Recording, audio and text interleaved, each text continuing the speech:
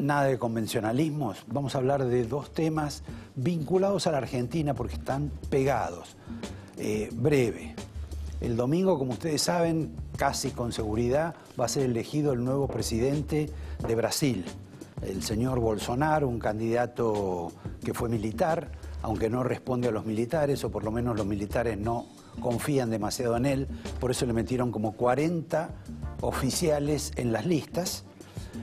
Las listas en Brasil, convengamos, también son interminables, pero hay dos datos muy interesantes que me parece que vale la pena rescatar, sobre todo por relación a la política exterior argentina.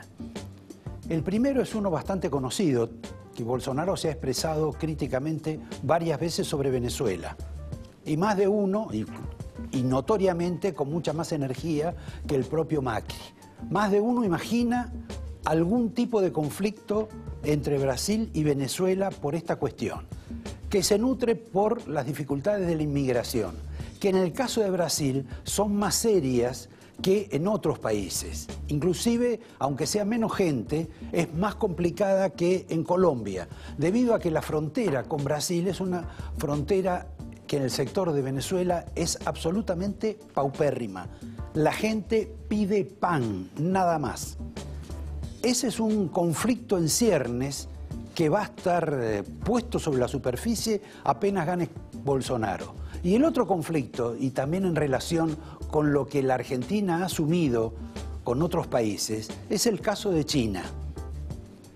Bolsonaro tiene una actitud mucho más agresiva con China de lo que tiene la Argentina.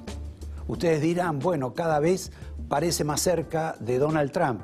Puede ser. Pero lo concreto que Bolsonaro ya ha manifestado, que él permite que los chinos compren empresas en Brasil. Lo que no va a permitir, dice, con su energía militar, es que China se compre Brasil. Ese es un tema. El otro tema es la visita, la llegada del presidente de Bolivia, Evo Morales, que como ustedes saben, viene a una festividad autóctona del altiplano, que se celebra con la comunidad boliviana, pero que hasta ahora no va a ser recibido por el presidente Macri. A pesar, dicen, de que Evo Morales pidió una entrevista con Macri. Hasta ahora no se la dieron. Y lo curioso del caso es que la Argentina le debe plata a Bolivia. Le debe casi 400 millones de dólares, porque la Argentina no le paga el gas que hace entrar desde Bolivia, que le compra a Bolivia pero no le paga. Más, han enviado una persona para apretar a los bolivianos, porque la Argentina quiere denunciar o suspender o rescindir el contrato que tiene por la compra de gas por 20 años con Bolivia. Los contratos son binacionales, no son entre privados. La violación de los contratos es algo que Macri dijo que no iba a cumplir, que iba a ser distinto de los gobiernos anteriores. Sin embargo, en este caso, quieren comprarle menos gas y pagarle menos precio. Posiblemente el precio sea alto, pero me parece que los modos que tiene el gobierno para convencerlo a Evo no son los mejores. Y naturalmente uno no está defendiendo al señor Morales, que como lo consideran algunos, es un tirano constitucional. Suspendo este capítulo para pasarnos al acontecimiento de este fin de semana, a esa maravillosa peregrinación a Luján, donde fue el líder camionero Moyano, un devoto católico, como ustedes saben, lo mismo que toda su familia, o no sé si es católico, pero no viene al caso. En este caso, en esta situación, él es un hombre que participa de una marcha, de un encuentro entre argentinos, en recuerdo del Papa y porque el Papa en alguna medida los alberga para justificar su protesta por la situación económica argentina. Pero primera aclaración, el Papa nunca lo quiso recibir a Moyano, a Hugo Moyano. ¿Por qué razón? No le explicó, pero nunca lo quiso recibir. Sí recibió al hijo, porque el hijo Pablo alguna vez fue con equipos de fútbol, de chicos, seguramente habrá hecho alguna donación, pero a Hugo Moyano nunca lo quiso recibir, porque lo conocía. Tiene la historia de Moyano. y sindicalmente siempre tuvo la información o el comentario o el chimento de que Moyano no había sido equitativo, justo, generoso y seguramente había sido demasiado egoísta para la utilización de las obras sociales, el dinero de las obras sociales, y se los había dado nada más que a los sindicatos que fingían ser amigos de Moyano, y al resto Moyano los desplazaba. Esa es una de las razones por las cuales quizá el Papa nunca lo quiso recibir a Moyano. Pero el tema más interesante que me parece de esta reunión religiosa en Luján es que, como se trata de curas argentinos, hacen las mismas situaciones o cometen las mismas imprudencias que otros argentinos de otras actividades. Por ejemplo, nosotros sabemos que el presidente saliente de la Corte se peleó con el que lo reemplaza, esto es Lorenzetti, reemplazado por Rosenkrantz, que casi se van a las manos peleándose por alguna causa, por algún fallo. No, peleándose por las oficinas, como hacen los diputados. Y los curas de Luján, también, en este caso Radrizzani, y en este caso Lugones, también se pelearon, estuvieron ahí corriéndose entre cáliz y hostias, entre clergyman y sotanas. ¿Por qué razón? Y bueno, porque Lugones, un hombre muy ligado al peronismo, de larga historia, no sé, porque el hermano es un desaparecido o muerto de la época de la guerrilla, porque su otro hermano participó en la política de la provincia de Buenos Aires, particularmente en La Plata, porque quizás su apellido se relaciona con la bendita Piri Lugones o con el introductor de la picana en la Argentina, el hijo del poeta, del gran poeta, Leopoldo. Pero independientemente de eso, Lugones quería oficiar la misa, hacer la celebración él. Y Radrizzani, que está a cargo de la Basílica de Luján, dijo que no, que eso lo tenía que hacer él. Entonces se calzó los lentes oscuros y impuso su autoridad. Así son las cosas. Pero veamos, por ejemplo, para entender parte de este fenómeno y seguir luego de ver este video, qué pensaba o cómo actuaba Francisco cuando era Bergoglio, justo cuando murió Néstor Kirchner. Que venimos a rezar por un hermano nuestro que murió, pensemos en esas manos. Y en este momento pedir al Señor por su familia, su mujer, sus hijos, y por sus amigos, y por sus compañeros de militancia, del movimiento justicialista, de la Confederación General del Trabajo, en tantos otros. Las banderías claudican frente a la contundencia de la muerte, pero es precisamente el pueblo quien tiene que claudicar de todo tipo de postura antagónica para orar. ¿Por quién? Por un hombre que se llama Néstor, que fue recibido por las manos de Dios y que en su momento fue ungido por su pueblo. Bueno, un homenaje al diálogo, obviamente de un peronista para otro presuntamente peronista. Pero la curiosidad mayor, y ahora que se cumple un aniversario de la muerte de Kirchner, es que todo se celebró este domingo con la Cámpora, con Moyano, con los amigos del Papa, etc. Se celebró en Luján, en la basílica que de un modo u otro manejaba otro obispo que se llamaba Di Monte y que tenía la característica de que dispuso de una subsidiaria más cerca de Luján, donde hicieron un convento para monjas con la ayuda de Devido y de José López. Y ustedes recordarán ese convento que es donde José López llevó en apariencia 9 millones de dólares como piso. Ese fue un convento que lo armó Di Monte, se armó en Luján, gracias al gobierno de Kirchner, que reparó y levantó una cruz que se había caído de la basílica e hizo otros aportes que en alguna medida fue luego devuelto por la generosidad de la Iglesia, de recibirlos, de darles consuelo, de darles asistencia seguramente espiritual a Devido, a la familia de Devido y sobre todo a José López.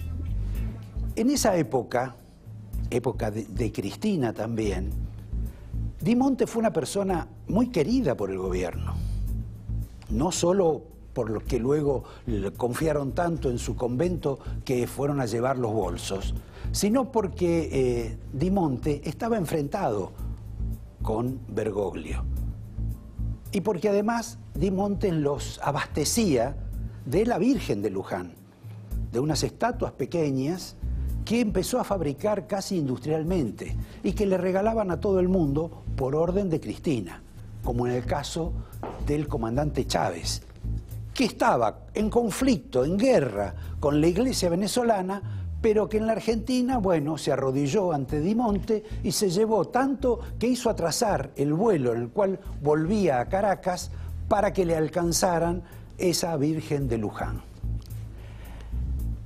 Bueno, nadie vio nada de todo esto, ningún peronista. En la reunión les dije, estaban muchachos de la Cámpora, recuerdos de Cristina, estaba sindicalistas y estaba también Daniel Scioli y todos los amigos del Papa. Los amigos del Papa acá en Buenos Aires, los ex guardianes de hierro que les llevan noticias a Roma cada tanto o le escriben. Por eso resulta bastante extraño, primero, la exagerada cuestión puesta de manifiesto en algunos diarios afines al gobierno para señalar un conflicto. Pero luego lo que más señala la sorpresa es que la Iglesia saque un comunicado diciendo que esta reunión en Luján no fue propiciada por el Papa, que él no se mete en estas cuestiones. No se mete en estas cuestiones, pero invita a todos sus amigos, empezando por Daniel Scioli, quien reapareció en la política, primero con Barrio Nuevo y luego con Moyano. Es como el Señor nuestro, está en todas partes. Y como además la Iglesia sigue en esta cuestión de conflicto con el gobierno, también están preparando con algunos de sus elementos amistosos una contracumbre para el G20, como aquella, ¿se acuerdan?, en la que vino el comandante Chávez y estaba Diego Maradona y se burlaban del presidente Bush. Bueno, esto es parte de la historia de este conflicto de peronistas con el gobierno, de una fracción por lo menos del peronismo. Pasemos a un gobernador radical, a Gerardo Morales, alguien que aspira a ser eventualmente candidato a presidente o vice. Hombre de Jujuy, tiene una característica, está circulando, se ha viralizado por todo el país. Tiene entre hijos, hermanos, cuñados, excuñados, exesposas, esposas, etcétera, casi 25 designaciones en la provincia, todas altos funcionarios.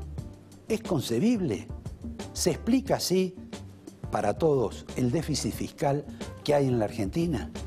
Bueno, cambiemos de página. Les voy a dar una noticia. Ustedes vieron que la señora Carrió en determinado momento alzó la voz, una vez más, por unos cambios que se estaban haciendo en la AFIP. Cuestionó al titular de la AFIP, cuestionó al gobierno y por último a esas 3 personas que habían decidido despedir, las reincorporaron. Una de ellas optó por la mejor salida. No quiero comprometerme más en este ejercicio, me voy a quedar en mi casa. Pero por los otros 2 que había reclamado Carrió y de lo cual luego se ufanó y se enorgulleció de que los ascendieran, uno era Jaime Mesikoski, quienes, según dicen, es la persona que más la abastecía de material informativo sobre lo que ocurre en la AFIP, inclusive con los buenos o malos contribuyentes. Estuvo tan agradecida Carrió que casi se le sale el corazón para decir que casi que se había equivocado y que Cuccioli era una gran persona. Mientras tanto, presentaba el pedido de juicio político al ministro Garabano. ¿Pero qué ocurrió? Parece que después que presentó el juicio político, a Mesikoski no le dieron el cargo que pretendía. Más, casi lo ponen en la puerta de salida otra vez. Y por último, no sé si le van a dar el cargo de jefe de maestranza en la FIP o algo parecido. Pero es una curiosidad que se está observando en este fenómeno en el cual la doctora Carrió ha tenido conflictos con el presidente y el presidente también con la doctora Carrió. Hay represalias, como en todas partes.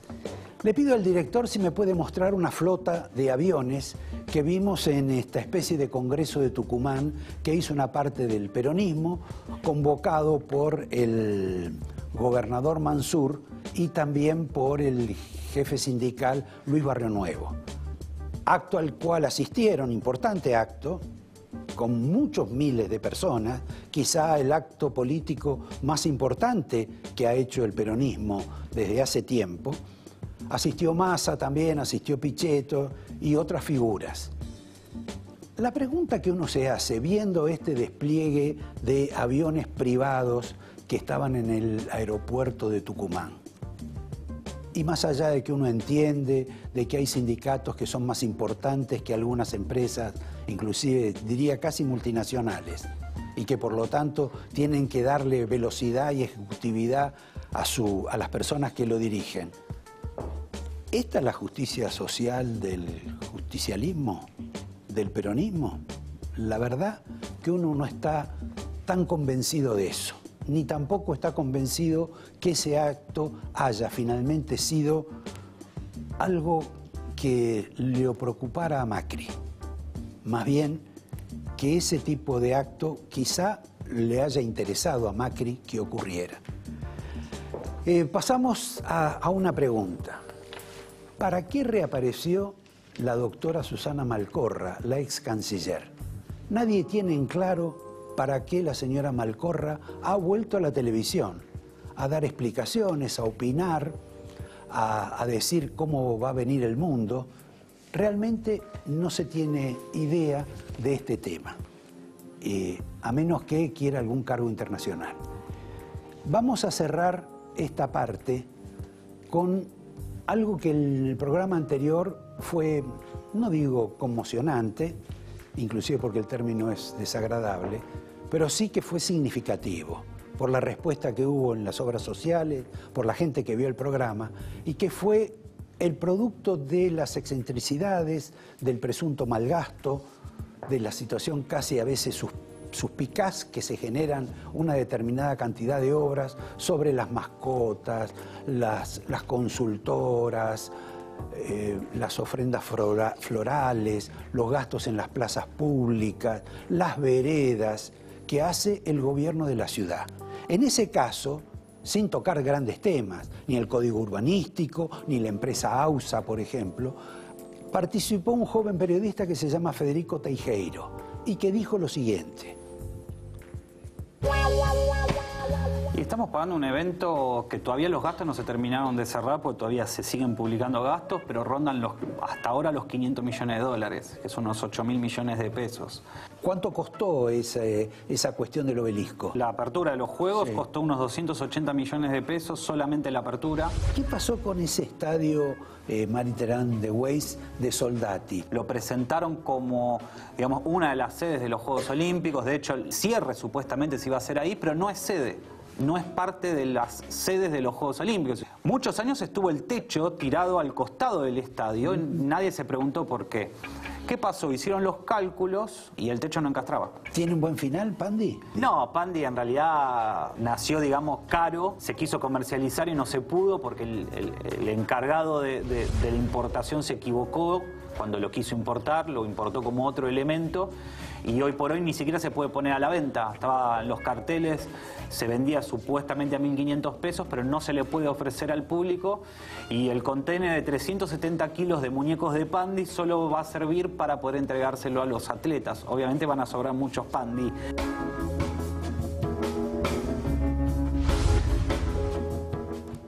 Hubo realmente muchísima gente interesada en encontrar una explicación a todas estas, no digo denuncias, observaciones que planteó el periodista, que se plantean en el programa, que las hemos planteado varias veces con un invitado especial, que es Abdón, que él observa los gastos a la ciudad. La ciudad, el gobierno de la ciudad no da ningún tipo de explicación. Pero hay una curiosidad. Tampoco exige ninguna explicación el peronismo de la ciudad. Tampoco exige ninguna explicación el señor Martín Lustó. Tampoco exige ninguna explicación la izquierda.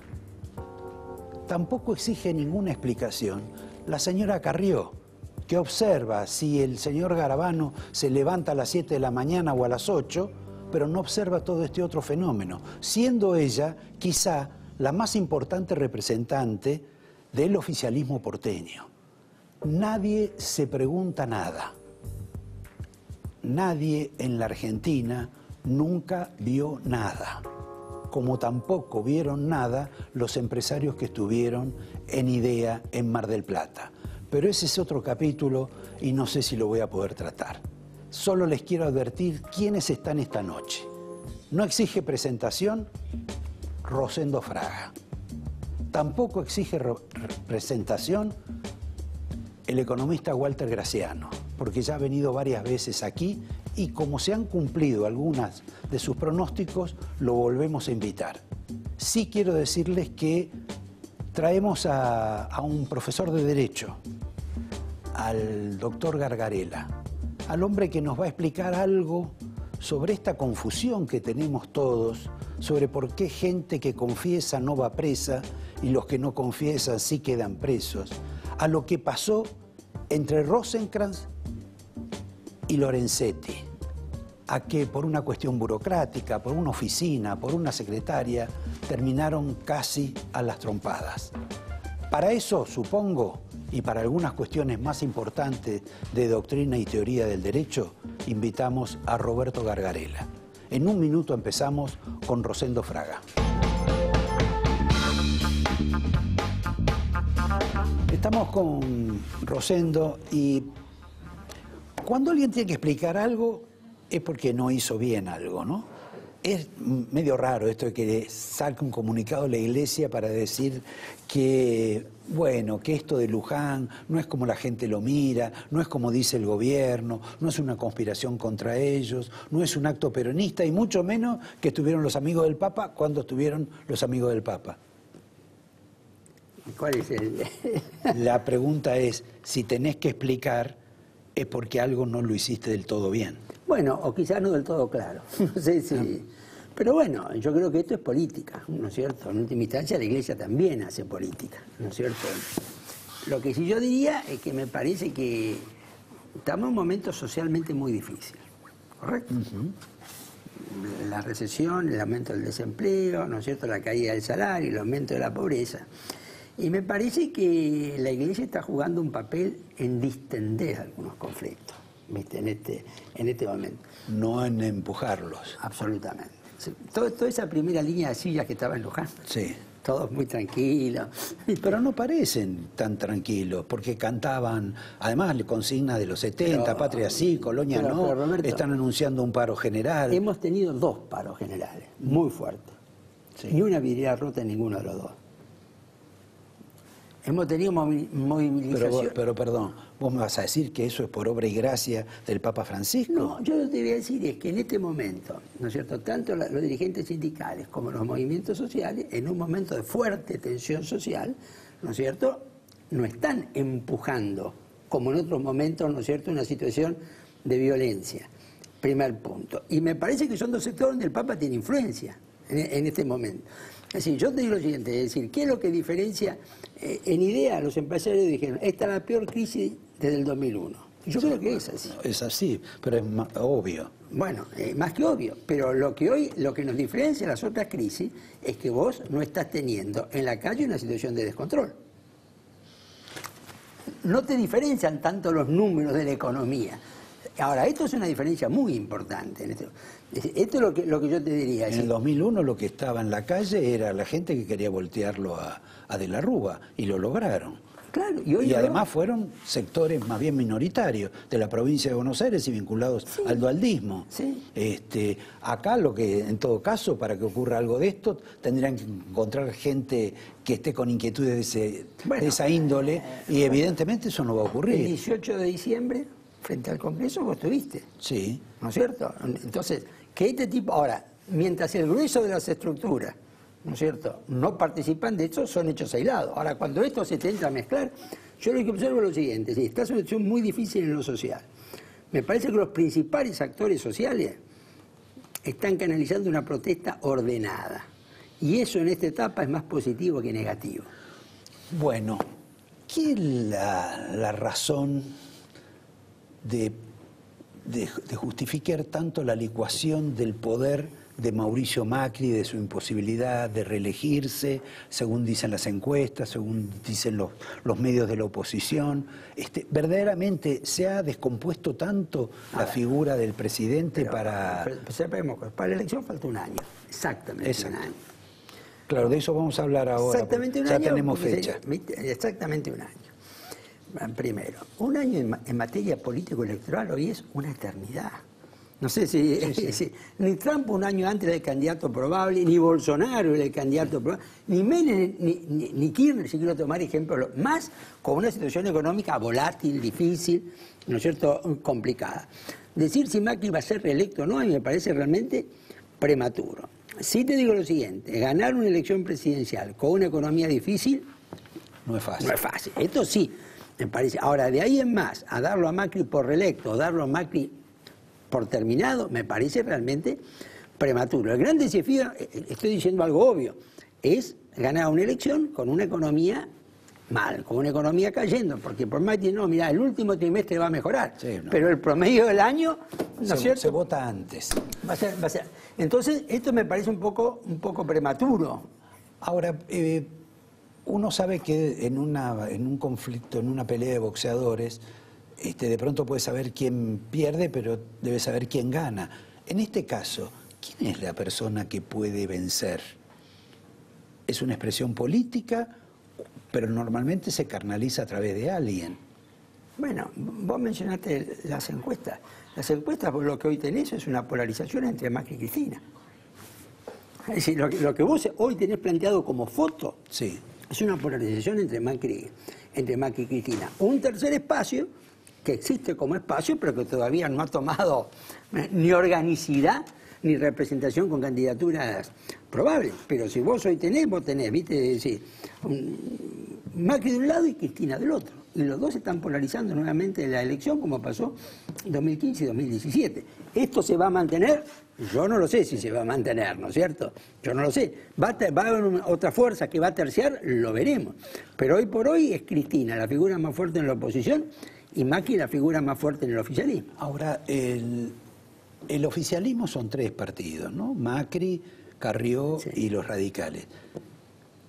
Las evidencias que uno recoge en los últimos 10 días es que eso ha volado internamente, que la Carrió ha puesto minas en todas partes del gobierno, y los radicales, para no quedarse atrás, también han salido a declarar: bueno, nosotros impedimos que se hagan estos aumentos, tratamos de lo otro, no estamos conformes con la situación social, etcétera.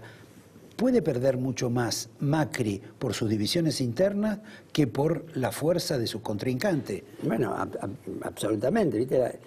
Las coaliciones electorales son claves.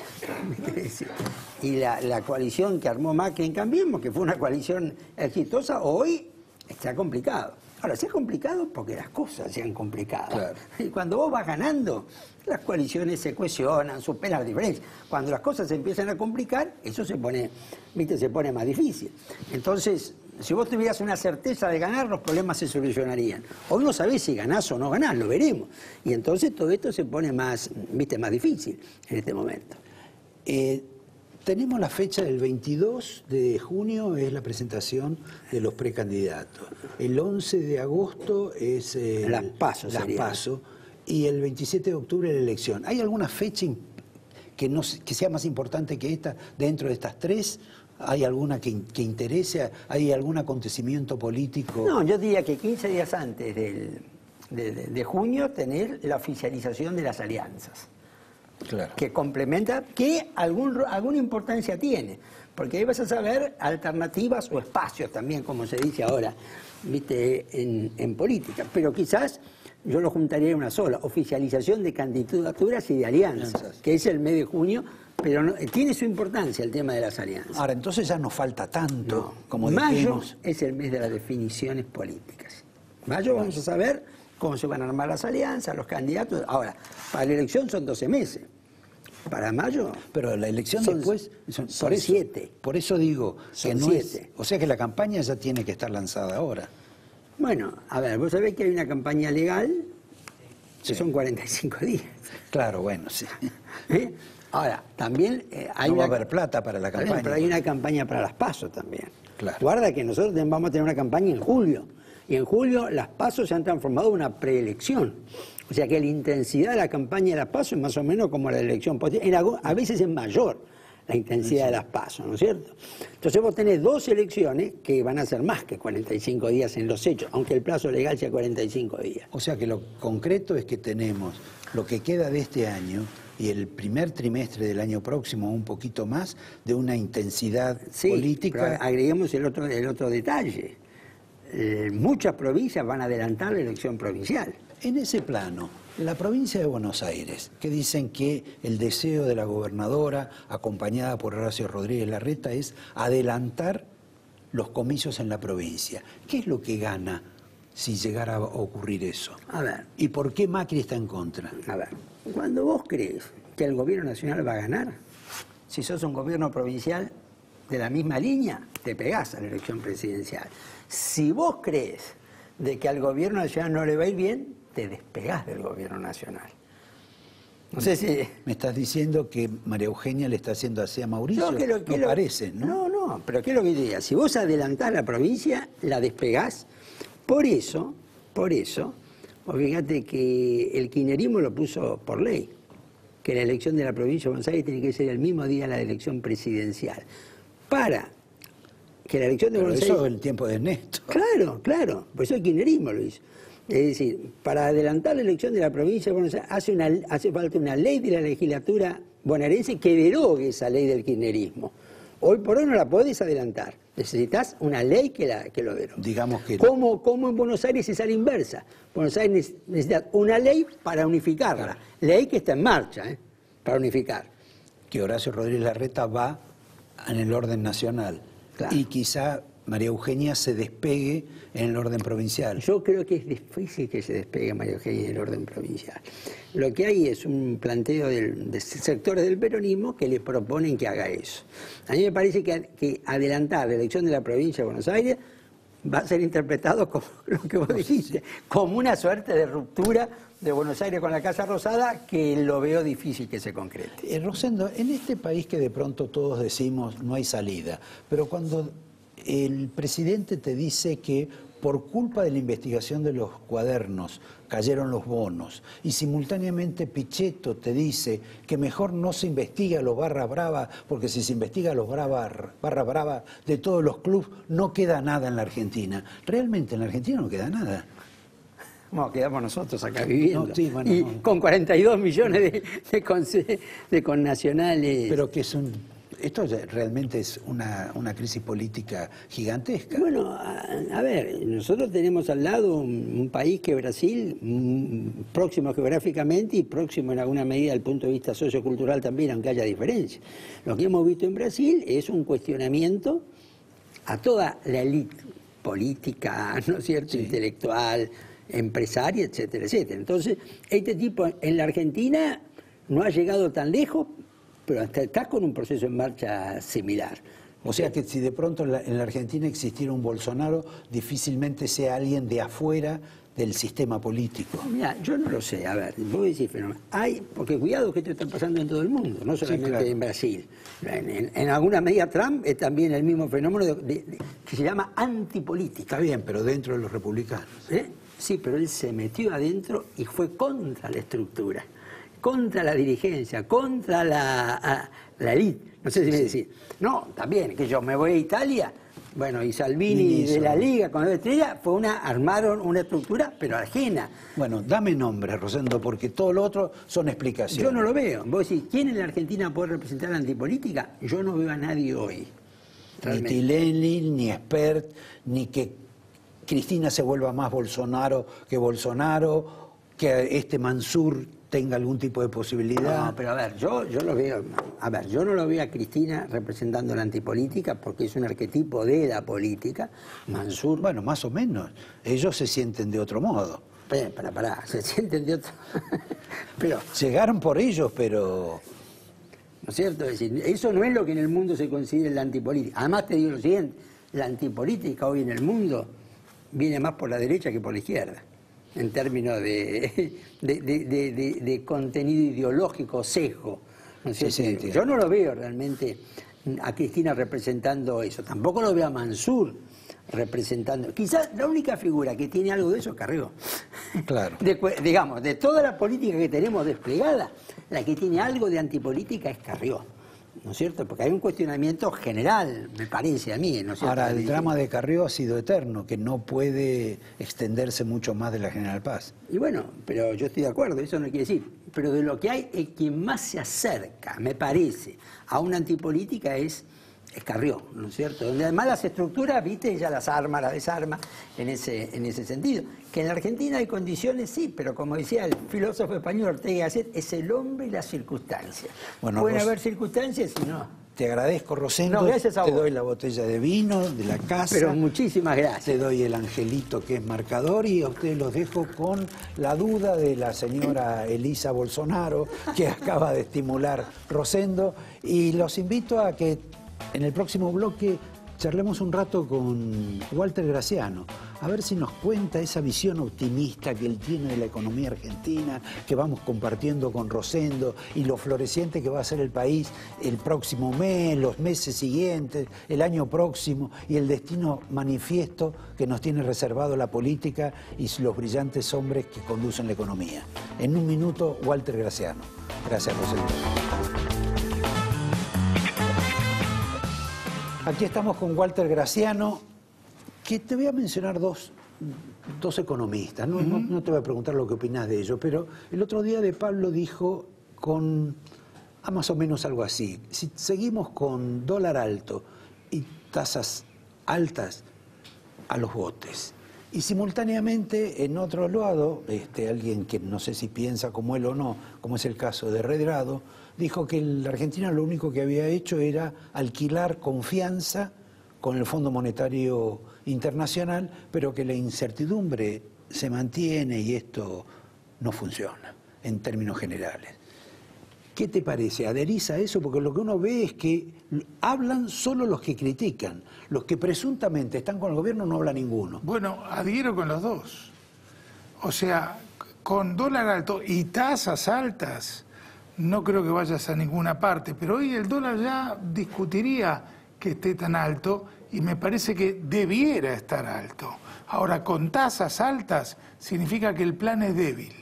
Cuanto más alta es la tasa de interés, es que más débil es el plan. Y la prueba de que tenemos apenas un plancito es que la tasa de interés es 6% mensual y no tiene miras de aquí a 2 meses de descender, y te diría más de 2 meses. Ahora, vivir en esas condiciones, obviamente es una limitación. Sí. En algún momento se corta. Sí. Porque ni vos crees en el dinero que te están ofreciendo. Y decís, bueno, mejor me lo guardo en casa y espero a ver qué ocurre. ¿Cuánto es ese tiempo? El tiempo que hay antes de que esto empiece a gotear. Yo te diría, hasta hace poco creía que eran semanas, ahora creo que pueden ser 2, 3 meses tranquilamente. ¿Por qué? Porque todo va en cámara lenta en el sistema financiero. La gente va cancelando crédito, pero esa cancelación de crédito que ya se nota en las cifras todavía es insuficiente como para pensar que empiezan ¿Cuándo empieza a fracasar esto? Cuando empiezan los rumores. Que tal banco no paga el call. Que tal empresa los cheques le rebotaron. Me estás hablando de una crisis bancaria y no parece. Lo solo que hay es una crisis cambiaria. Es que no hay crisis de liquidez. Sobran pesos, pero a tasa muy alta. Tenés 100.000 millones de dólares en pesos en la economía hoy. 100.000 millones de dólares entre depósitos totales, LEVAC y LECAP. Sí. Nada menos que 100.000 millones. Es muchísima plata. La convertibilidad se fue al demonio cuando había llegado recién a ese nivel después de 10 años. Así que fíjate si hoy no sobran pesos. Sobran pesos. Lo que pasa es que el Banco Central lo retira del mercado pagando cualquier tasa. Ahora, en el momento en que tenga que decidir cambiar la tasa, si la cambia para abajo es una cosa, si la cambia para arriba es otra. Si la cambia para arriba... Si la cambia para abajo, como ocurrió la semana pasada, el dólar volvió a subir. No, pero es milimétrico el cambio que hizo. También fue milimétrica la suba. No, claro, pero acá hay que cambiar la tasa, hay que bajar las tasas 40 puntos.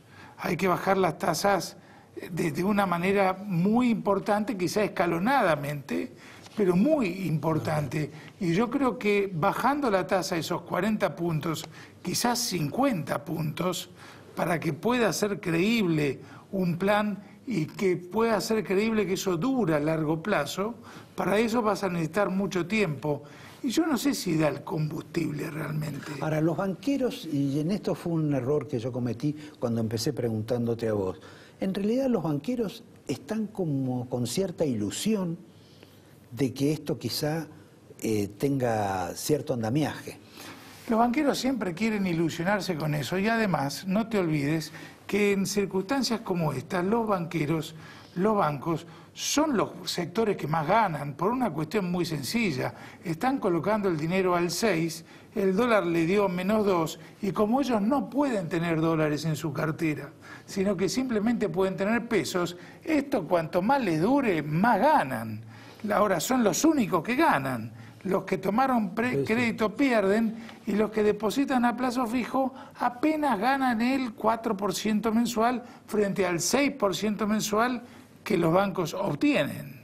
O sea, hay una diferencia apreciable entre la rentabilidad de los que colocan plazo fijo y de los bancos en sí mismos, ¿no? Sí, está claro. Con lo cual, en el primer sector que más gana con un esquema como este son los bancos. Ergo, los banqueros van a querer entusiasmarse y decir, ojalá que esto dure para siempre y quizá dure. Yo lo que te digo es, no conozco en Argentina, y tampoco conozco, puede que lo haya, en el resto del mundo, planes que puedan soportar caídas de crédito del 3-4% mensual durante 4 o 5 meses, con tasas reales del 6, 7, 8% mensual en ese mismo periodo de tiempo. No conozco casos. Argentina tampoco. Ahora, para que no se nos vayan los banqueros como avisadores, cambiamos a un capítulo de esas dos franjas que puso el gobierno sobre cuando te compra o te vende dólares según sea la circunstancia. ¿A vos te parece que fueron, digamos, correctas las dos divisiones? Las bandas. Las bandas. No, se quedaron cortos y al dólar hay que correrlo, al dólar no hay que correrlo desde atrás. Esto es, en lugar de 34, vos decís que debía haber sido... Tendrían que haber comprado a 42. ¿A 42? Claro, al dólar que llegó, a lo que llegó, como mínimo.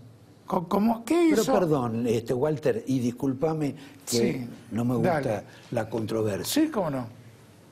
Pero con una banda del 42... Comprar, vender a 50 o 48. ¿Y la tasa de inflación que ya tuviste? ¿Qué tasa de inflación tendría la Argentina? Un poco más. ¿Un poco más? Gigantesca. No, un poco más. Ya es gigantesca. Pero es que vos tenés que elegir una banda cambiaria que funcione financieramente y comercialmente, económicamente. El 34 te queda desactualizado frente a la retención de 4 pesos por dólar de exportación que pusiste, que es un 12%, es una flor de retención hoy, y el 66% de eliminación de reintegros a las exportaciones, que son otros 3 puntos, ahí ya tenés 15, más toda la inflación de agosto, septiembre y octubre, que son otros 15 puntos, y tenés 30 puntos de caída en lo que es la rentabilidad de las exportaciones en solamente 3 meses. Es como un dólar de 25 de julio. Si en julio hubieras tenido el dólar en 25, ¿qué hubieras pensado vos? Que el dólar estaba barato. Bueno, al exportador hoy le pasa eso. Ahora, ¿por qué hubiera sido necesario poner la banda compradora en 40-42 y no menos de eso? Porque al dólar nunca se lo corre desde atrás. Corriéndolo desde atrás jamás lo vas a alcanzar. ¿Qué planes tuvieron éxito inicial brutalmente en Argentina en los últimos 30 años? Sí, no nos vayamos, es un buen ejemplo, pero mencionemos los dos que hubo desde los 80 hasta ahora. El Austral empezó bien y terminó mal, con una promesa similar de no financiación al Tesoro. ¿Por qué? Porque inicialmente pusieron el dólar por arriba de lo que valía en el mercado y no por abajo. Fue por eso que el desagio funcionó y que la tasa de interés pudo bajar desde el inicio.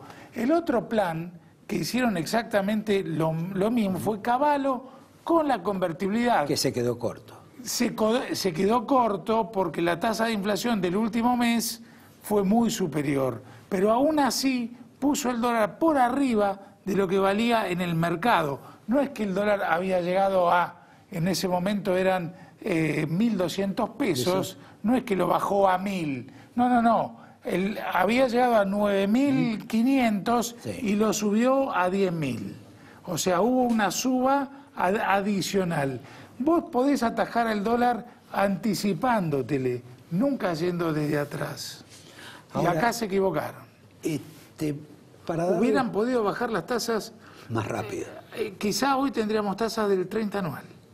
Y esto funcionaría porque muy probablemente con tasa de 30 anual el Banco Central estaría comprando. Claro, bueno, sí, con 36 también supongo. Con un dólar de 36 no. Tendrías algo muy parecido a lo de 34. Comprarías con cuentagotas. ¿Por qué? Porque hay muchos pesos en el sistema. Esta gente no calculó que hay 100.000 millones de dólares colocados en pesos. ¿Cómo que no calculó? Si eso está escrito. Bueno, pero no... Sam Leris, ¿alguien lo conocía antes de ser presidente del Banco Central? ¿Vos lo conocías? Bueno, sabía que era un funcionario. Sabíamos que existía, pero no sabíamos qué pensaba. Cañonero, me dicen que es un genio como trader. ¿Alguien sabe cómo es como un economista? Nadie. Esos son los que hoy manejan el Banco Central. Bueno, y para cerrar, supongamos que les va bien. Sí. Y que de pronto ellos consiguen bajar el dólar. Sí. Y que la devaluación no sea a fin de año del 100% como es, sino que sea del 60%. Sí, bajando el dólar a la banda inferior. Exacto. El lío que se arma con los precios de gente que creyó que la devaluación era de 100 y puso su mercadería a eso, y de pronto se tiene que allanar otra vez a una situación distinta, es gigante, ¿no? Y el lío que se arma con los exportadores, porque ya en la banda mínima te comenté hace un ratito, ese 30% de pérdida de competitividad en 3 meses. ¿Vos sabías que el último cálculo que hay de la balanza comercial es el de agosto, según el INDEC? Todavía seguíamos con 1.100 millones de déficit en agosto, 6% superior al del año pasado. O sea, todavía estamos con las cuentas muy en rojo, las cuentas externas, con lo cual, ¿cuánto tiempo dura un esquema por el estilo? Ponele que le salga bien, logren que baje a la banda mínima.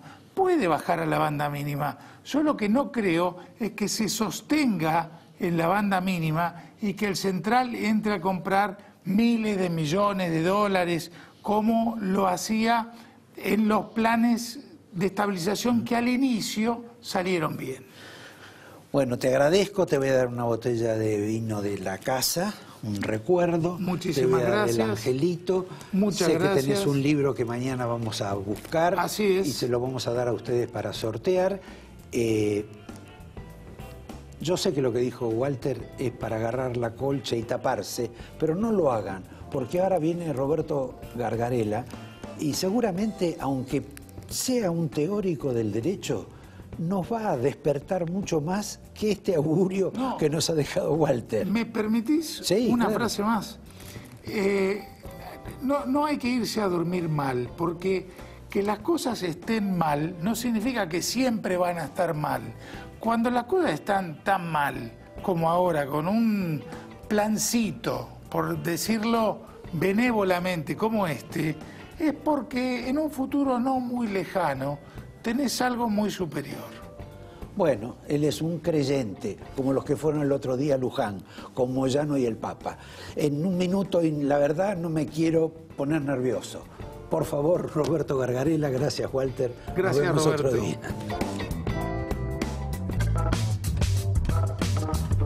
Cambió de idea. Bueno, estamos acá con el profesor Gargarella y vamos a invertir las situaciones en la cual él goza preguntándole a sus alumnos, torturándolos en los exámenes, y ahora lo vamos a hacer al revés.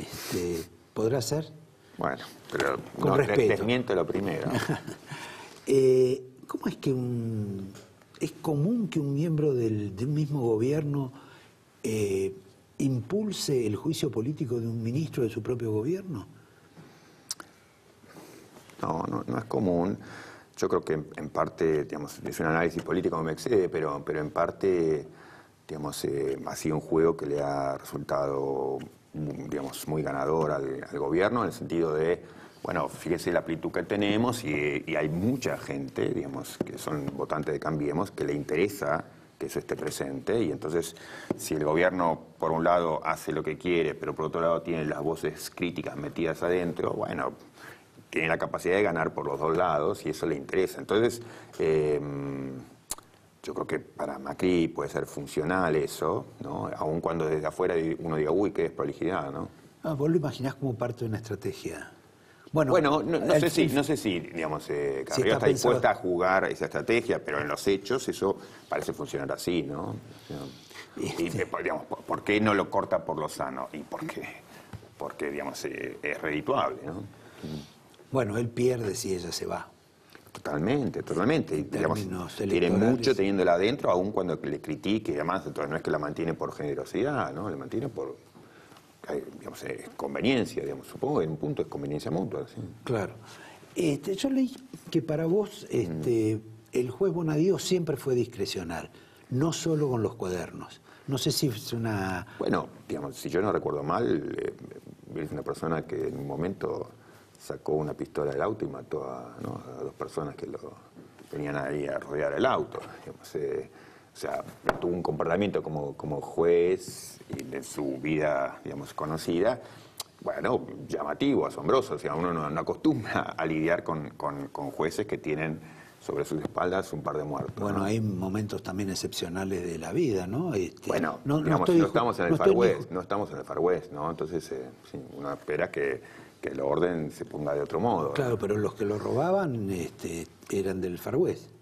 Digo, sí, pero digamos, uno no puede dar cualquier respuesta, digamos, uno puede asustar, uno puede, digamos, disparar al pie, digamos, ¿no? Pero lo que quiero decir, digamos, es un juez también que en su momento cerró una causa sobre el enriquecimiento de los Kirchner, digamos, y luego se peleó. No, digamos, ojalá que como se lleva esto adelante termine bien y hay lecturas que dicen, bueno, en parte para corregir muchas críticas anteriores y problemas anteriores, ahora, digamos, hay razones para esperar que esto lo quiera llevar a su fin del mejor modo. Yo no creo eso, en el sentido de que me parece que esto es consistente con lo anterior, no digamos, no es que es una ruptura. Su discrecionalidad. Sí, a ver, yo creo que la investigación es muy importante. Yo creo en el contenido de la investigación, creo que... Eso, digamos, en los fiscales. Sí, pero digamos, me parece que también ha habido una investigación de la cual él es el responsable que es muy importante, y él usó las herramientas que tenía, digamos, en particular la delación premiada, para obtener información que es inédita en Argentina. Eso para mí es, digamos, si yo polemizo con otra gente por esto, pero para mí es un hecho histórico. Digamos, como es un hecho histórico, no digo que están en el mismo nivel, pero el Lavallato o el Manipuliti en Italia son hechos históricos.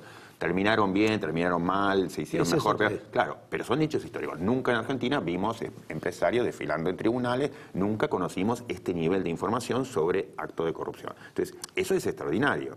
Eso es extraordinario, y él está al frente de esa investigación, y eso es muy importante. Entonces, digamos, si yo tengo que decir, eso también lo digo, y eso es crucial. Insisto, me parece a mí un hecho histórico en Argentina. Ahora, si yo confío en él, no, digamos, ruego que el sistema de controles generales pueda contenerlo y llevar adelante esto de un modo feliz, porque feliz en el sentido de que conozcamos verdad, que es muy importante, porque, digamos, puede ser un antes y un después interesantísimo para la digamos, citando al Lavallato o citando el mano... Insiste, digamos, uno puede decir, Bolsonaro es hijo del Lavallato. En parte puede ser, digamos, pero... Sí, pero no importa eso. Sí.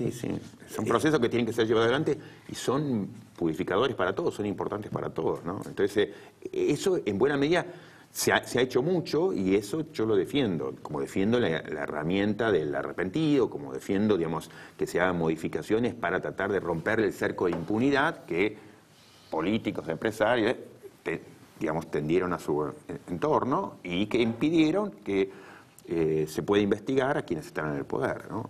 En la época de Ilia, digamos, Ilia se impulsó la figura del enriquecimiento ilícito, que lo que hacía era, digamos, dar vuelta a la presunción de inocencia. La carga de la prueba. Claro. Y entonces, y decir, bueno, usted dígame cómo es que se enriqueció tanto. Bueno, son intentos un poco desesperados y no siempre los mejores. Pero eso solo para funcionarios públicos. Claro, pero lo que digo es, aquí también, digamos, hay un ajuste a las tuercas del modo habitual de funcionamiento de la justicia destinado a ayudar a terminar con ciertas condiciones de impunidad, ¿no? Entonces, son esfuerzos que se hacen que, bueno, generan riesgos, pero yo creo que son riesgos que merecen correrse. Y ciertas inequidades, porque de pronto aquel que confiesa algo va en libertad. Ese es un punto que muchos... Y el otro que no confiesa, que dice, no tengo nada que ver, queda Ese es un dentro. punto, digamos, yo creo que esta herramienta uno puede justificarla en parte porque ayuda a la igualdad, no que genera desigualdad. ¿Ayuda a la igualdad en qué sentido? Que hoy uno como ciudadano entiende con razón que el funcionario público o el empresario tiene privilegios o contactos o vínculos que hacen que uno quede en una situación de desigualdad. Y uno dice siempre, entonces, ¿cómo puede ser que a mí me pueden agarrar como un perejil por cualquier cosa y al funcionario público que se roba millones no le pasa nada? Entonces, es una herramienta destinada a digamos, volver a la igualdad. Entonces, en términos de igualdad, el balance... Jeremy Bentham, que era como el gran pensador liberal garantista, él decía, digamos, esto ayuda, digamos, y esa ayuda que nos da, ¿no?, el utilitarista, digamos, bueno, eso genera mucho más beneficios que pérdidas, porque, y bueno, lo hablaba en términos de igualdad también, y yo defiendo esa idea, ¿no? Pasamos a un capítulo un poquito más árido, inclusive.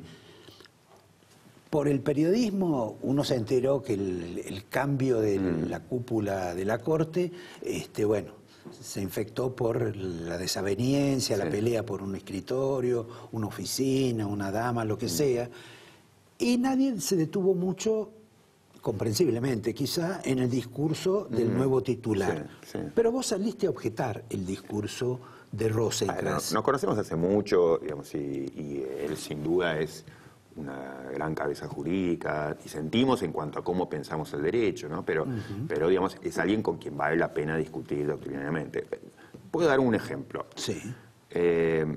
A él le importa mucho que en Argentina se pueda volver a jugar al juego. Como si uno dijera, en Argentina, si jugamos al fútbol, bueno, ¿qué pasa si nadie cobra offside, uno mete el gol con la mano, el otro? Entonces, bueno, es un caos y no se puede, digamos, jugar. Entonces, él tiene esa idea en la cabeza, y es una idea que es cierta, digamos, para ponerlo en una metáfora, ¿no? Es una idea que es importante, que es cierta, entonces es volver a cuidar las reglas, a respetar las reglas, porque Argentina hoy es un caos, ¿no? Entonces, así no hay inversiones, no hay nada, no hay crecimiento, no se puede hacer nada. No se puede establecer autoridad, no puede haber autoridad legítima, sí. Digamos, es un descontrol. Bueno, eso yo lo acepto y eso es cierto. Ahora, hay muchas otras cosas que pasan que afectan al juego. Hay muchos jugadores que no pueden jugar el juego, ¿no? Porque están como fuera del partido. Entonces, uno diría, y si, digamos, se trata simplemente de, digamos, aplicar las reglas, claro, cumplir reglas, o, escúcheme, hay un montón de gente que no puede jugar el juego, o pasan otras cosas. Como uno dice a veces, la cancha está desnivelada. Bueno, entonces si la cancha está desnivelada para que gane alguno y pierda otro, y bueno, tenemos un problema también. Entonces, ¿qué es lo que tiene que hacer la justicia? Entonces, muchos dicen, yo también digo, digamos, la justicia tiene, ojo, otra tarea, no es simplemente aplique las reglas, qué sé yo, sino importan, a ver, qué reglas tenemos, e importan también ver, la cancha está inclinada, están jugando todos los que tienen que jugar, están sacando arbitrariamente algunos jugadores del juego. Entonces, hay un montón de problemas en nuestro juego, nuestro partido de fútbol, que impiden que una parte importante de la sociedad pueda patear al arco, ¿no? El ejemplo común es fácil de entender, pero en materia de derecho, ¿cuál es la diferencia entre alguien tan apegado decimonónicamente quizá a la norma y un magistrado? Porque bajo ese aspecto el juez es un amanuense que solo cumple una norma que generalmente está mal escrita y cargada de lagunas. Bueno, a ver, digamos, la Constitución, cualquier Constitución, tiene, digamos, algunas reglas así específicas y está comprometida con valores. Si la Constitución dice, por ejemplo, como muchas constituciones, no se pueden aplicar castigos crueles e inusuales. Bueno, eso requiere una serie de pensar, razonamiento. No es aplique la ley. No, ¿qué quiere decir cruel? O cuando dice libertad, o cuando dice dignidad, o cuando dice igualdad. Entonces, yo no le pido al juez que, digamos, haga lo que se le ocurre, sino que tome en serio muchos otros compromisos que tiene la Constitución, por ejemplo, bueno, que eso hablan de eso igualdad. Sería, digamos, doctrina, perdón la palabra, Lorenzetti. La pregunta es interesante, pero yo no estoy seguro que eso sea Lorenzetti. Lorenzetti jugó un papel importante porque él se encontró, cuando llegó a la Corte, que era la Corte más desprestigiada. ¿Se acuerdan que había gente tirándole piedras a la casa de Nazareno, por ejemplo? Bueno, eso en la justicia causó una conmoción infinita. Era como la destrucción total. Y para los que vivían desde adentro del Poder Judicial, eso era el acabose. Lorenzetti hizo un esfuerzo muy importante por lo que uno puede decir reconstrucción de la legitimidad. Y eso es valorable. Claro, en tren de reconstruir la legitimidad de la Corte, él puso siempre, yo diría, un punto, digamos, hasta dónde, un ojo en la política, ¿no? Entonces, ¿qué es lo que está pasando para que, digamos, no afectar demasiado, no asustar demasiado al sistema político, no asustar demasiado a la ciudadanía, tratar de tender puentes por acá, tender puentes con la política? Entonces, bueno, entonces uno se pregunta a veces, bueno, ¿y el derecho dónde está ahí la prioridad de, no sé, cierta justicia social o cierta equidad?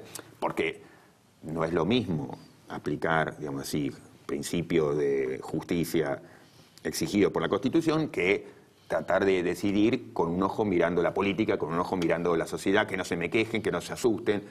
Están pidiendo fin de las leyes de impunidad, y no habrá que hacer. Entonces, Lorenzetti, digamos, trató de mantener ese equilibrio, que es riesgoso, claro. Una oreja sobre la tierra. Sí, un ojo también muy atento a... Entonces, en el momento de reconstruir legitimidad hay algo muy importante, porque ayudó a reconstruir la legitimidad. No es que termina su mandato, digamos, pero, bueno, nadie piensa, como pensábamos en la época de Nazareno, esto es una vergüenza, que se hacen cualquier cosa. No, bueno, uno piensa que hicieron las cosas relativamente bien en términos generales, ¿no? Otra vez, no sé si es lo que yo... Pero por eso digo, una cosa es cómo Lorenzetti cumplió su papel, otra es cómo lo va a hacer Rosenkrantz, y no son las únicas dos miradas posibles, ¿no? No, claro, bueno, son 5. Claro. Ahora, ¿cómo queda? Porque antes uno ya sabía cómo era el esquema. Es decir, sabía que Lorenzetti tenía un voto de acompañamiento siempre seguro, no eran 5, o sea que la manejaba de taquito, tuvo 4 mandatos, casi tiene el 5º. Ahora...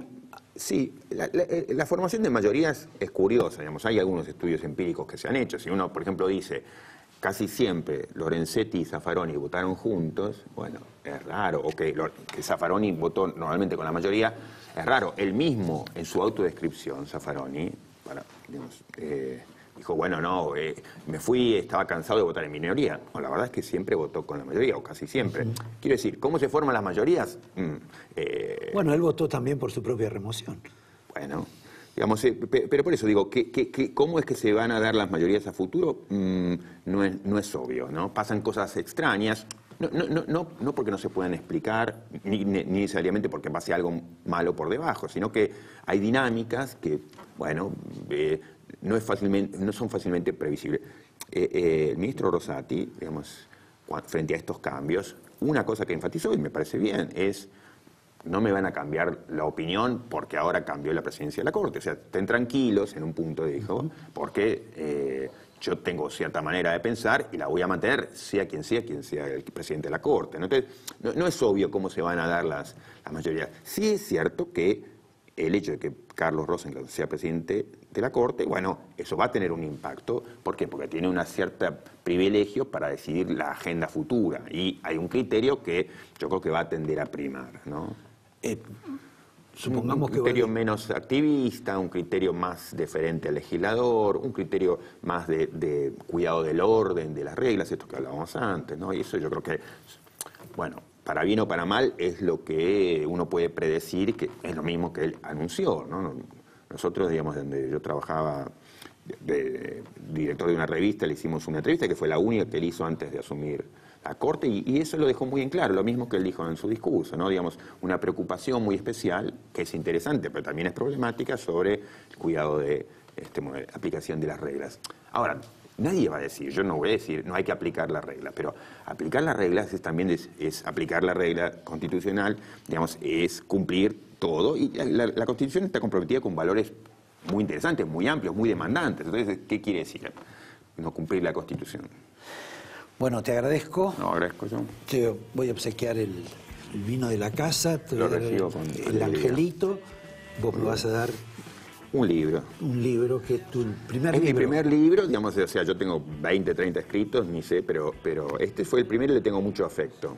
Bueno, te agradezco y despidiéndote, las escuchas, ese sistema por el cual se investiga a toda la gente, ¿tiene que ser manejado por la Corte o por otro organismo?